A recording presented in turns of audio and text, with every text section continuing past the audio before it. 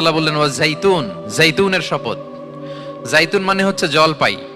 তো আল্লাহ তাআলা বললেন ওয়া জাইতুন, জাইতুনের শপথ। জাইতুন মানে হচ্ছে জলপাই, ইংরেজিতে আমরা যেটাকে অলিভস বলি। তো আল্লাহ তিনের কসম করলেন এবং অলিভের কসম করলেন। দুইটাই খুব উপকারী ফল। এবং আল্লাহর হাবিব সাল্লাল্লাহু আলাইহি ওয়াসাল্লাম তিনি জলপাইও খুব পছন্দ করতেন। ওনার রেগুলার ফুড আইটেমের মধ্যে জলপাই ছিল, অলিভস ছিল। এটা পাহাড়ি এরিয়া, মরুভূমিতে হয়। এবং রাসূল সাল্লাল্লাহু আলাইহি ওয়াসাল্লাম বলেছেন কুলু যাইত ওয়াদাহিনু ফাইন্নাহু মিন শাজারাতিন মুবারাকা, তোমরা অলিভ অয়েল এটা খেও এবং এটা গায়ে মালিশ করো, কেননা এটা বরকতময় একটা গাছের ফল, শাজারা মুবারাকা। এটা শরীরের ব্যাড কোলেস্টেরলকে কমিয়ে দেয়। দাড়িতে অ্যাপ্লাই করলে, চুলে অ্যাপ্লাই করলে সহজে পাকে না দাড়ি চুল। এবং স্কিনে অ্যাপ্লাই করলেও স্কিনের জন্য ভালো, স্কিনের জন্য বেশ ভালো। এটা যাদের সুযোগ হয় আপনারা দাড়িতে চুলে অ্যাপ্লাই করবেন, খাবেন। এটা খাওয়াও যায়। তাম্বুতু বিদ্দুহনি ওয়াসিবগিল লিল আখিলিন, কোরআনে এসেছে। এটা অয়েল হিসেবে ইউজ করে, আবার খাবার হিসেবেও ইউজ করা যায়। সালাদ ড্রেসিং এর ক্ষেত্রে কিন্তু অলিভ অয়েল আমরা ইউজ করি। ইদানিং পিজাতে খুব ইউজ করা হয় অলিভ, জলপাইটা।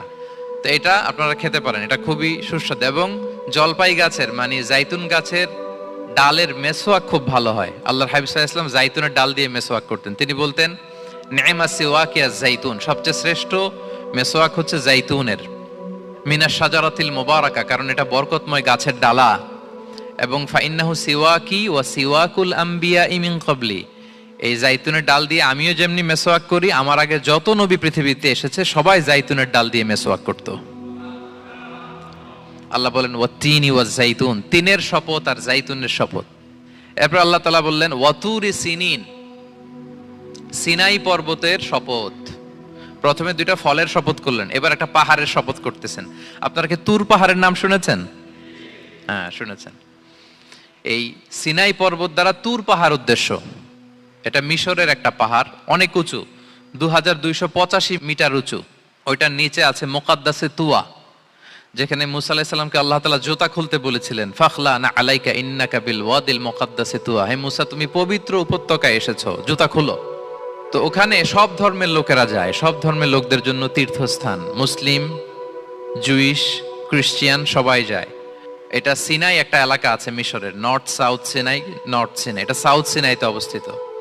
তো নিচে একটা খ্রিস্টানদের প্রাচীন গির্জা আছে, সেন্ট ক্যাথেরিনা গির্জা। সেখান থেকে চলতে চলতে আপনাকে উপরে যেতে হবে। ফজরের পরে আবার চলে আসতে হবে, তা না হলে দুপুরবেলায় 10টা-11টার দিকে এমন সূর্যের প্রখর তাপ ওই পাথরের মধ্যে লাগে, ওখানে আর থাকা যায় না একেবারে।